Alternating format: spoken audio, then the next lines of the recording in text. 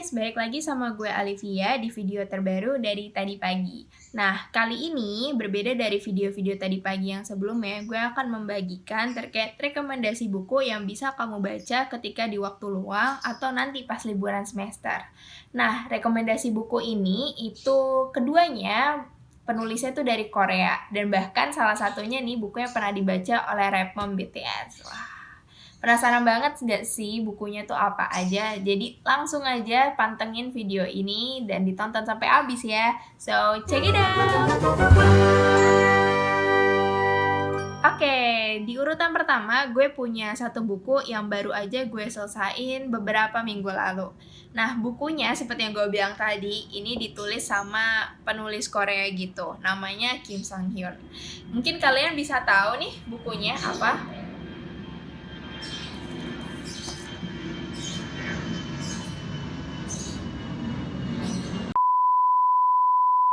Oke, mungkin kalian bisa tahu nih bukunya apa, yaitu judulnya Siapa yang Datang ke Pemakamanku Saat Aku Mati Nanti. Wah, agak serem ya judulnya, tapi bukunya sama sekali nggak serem isinya nih. Dan bahkan terkesan apa ya, lebih memberikan ketenangan, memberikan insight-insight baru gitu. Jadi nggak ada sama sekali serem-seremnya walaupun judulnya agak gimana gitu ya.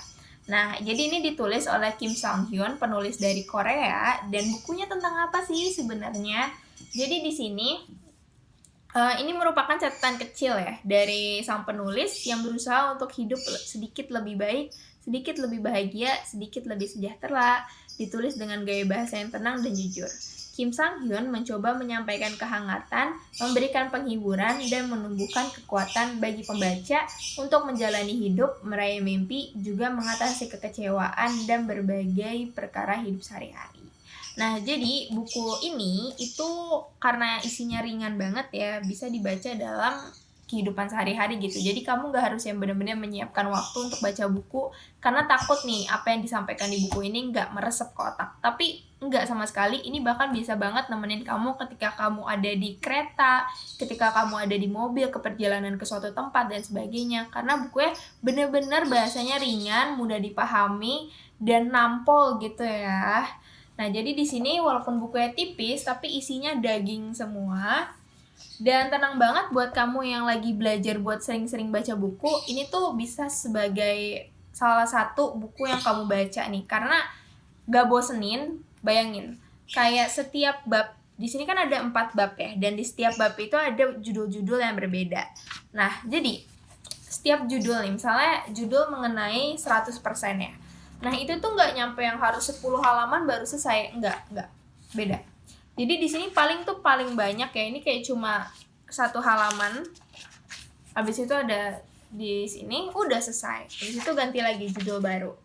Jadi ini bener-bener fresh banget gitu bahasannya, dan setiap bab, setiap judul itu membawa isu-isu yang berbeda atau permasalahan yang berbeda untuk disampaikan gitu. Mungkin itu kali ya terkait buku ini. Nanti kalau misalnya aku ceritain semua, kalian jadi ke-spoiler dong isi bukunya apa. Ini worth it banget buat dibaca dan buat dibeli. Harganya cuma 77.000, bahkan kadang di online ada yang lebih murah 50.000 tapi tetap asli gitu. Jadi langsung aja cek di online store atau enggak beli ke Gramedia terdekat.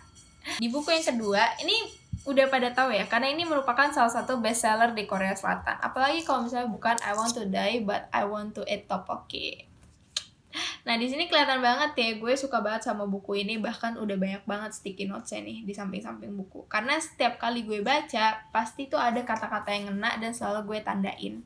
Nah, jadi di I Want to Die But I Want to Eat Tteokbokki ini beda banget nih sama si buku ini. Bedanya apa? Kalau di sini tuh lebih kayak ke jurnal dari si penulis. Nah, kebetulan si penulis ini mengidap suatu depresi ringan gitu, yang depresi ringan, tapi karena dia numpuk-numpuk terus akhirnya bisa jadi depresi yang berat gitu. Dan ini ditulis oleh Baeksihi, nggak tahu ya cara baca gimana, maafin. Nah, mungkin kalian bisa komen cara baca nama penulisnya gimana. Nah, jadi di I Want to Die But I Want to Eat Tteokbokki ini ada 2 buku ya. Ada buku pertama, ada buku kedua. Nah, yang buku kedua itu warnanya lebih gelap, kalau nggak salah warna biru kayak gitu. Nah, tapi aku belum beli tuh yang buku keduanya. Nah, jadi dia ini si Baek Si-hee ini, si penulisnya itu, dia tuh bekerja selama 5 tahun di sebuah penerbit. Selama lebih dari 10 tahun dia mengidap distimia atau depresi berkepanjangan dan gangguan kecemasan. Setelah mencoba mengunjungi berbagai psikolog dan psikiater, akhirnya pada tahun 2017 menemukan rumah sakit yang cocok dan kini sedang menjalani pengobatan baik dengan menggunakan obat maupun dengan metode konsultasi. Nah, makanan yang paling dia sukai untuk dinikmati saat baca buku dan menulis adalah tteokbokki gitu. Makanya di sini di judulnya I want today but I want to eat tteokbokki gitu. Nah, mungkin gue pengen kasih lihat sih dalamnya tuh kayak gimana ya. Berbeda kayak tadi. Kalau tadi kan lebih kayak ke esai panjang gitu. Habis itu si penulisnya cerita, ada cerita-ceritanya. Atau mungkin lebih kayak benar-benar esai aja. Nah, kalau misalnya di sini tuh si penulisnya tuh ngasih dialog antara dia dengan psikiaternya. Jadi mayoritas isi bukunya kayak gini. Dialog antara si penulis dengan psikiater ya, kayak gitu. Tapi ada juga sih tambahan-tambahan kayak esai-esai atau refleksi diri dari si penulis setelah dia datang ke psikiater ya gitu. Dan banyak banget sih kalimat-kalimat yang sangat memberikan insight-insight ya, terlebih buat kamu-kamu yang lagi memang mengalami hal yang serupa dengan si penulis ini, yaitu depresi berkepanjangan.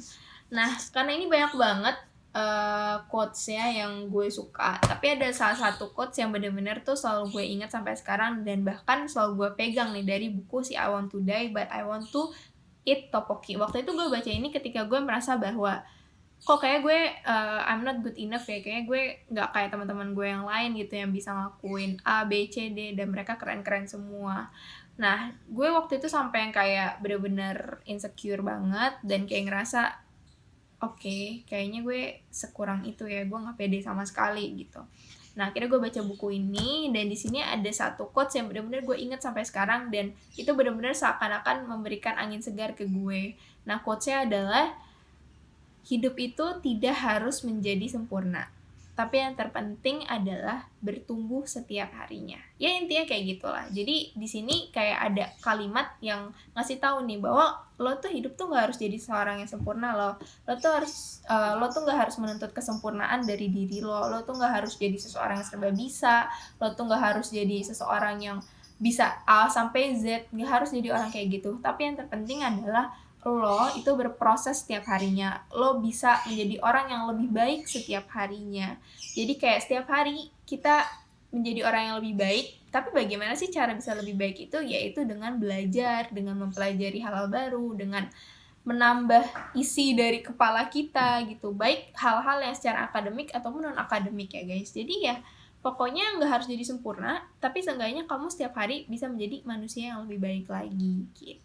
Oke, mungkin sekian aja kali ya dari rekomendasi buku ala Alivia. Semoga buku-buku tadi bisa membantu kalian untuk melakukan self improvement dan bisa dibaca juga nih ketika nanti pas liburan semester ataupun lagi ada waktu senggang.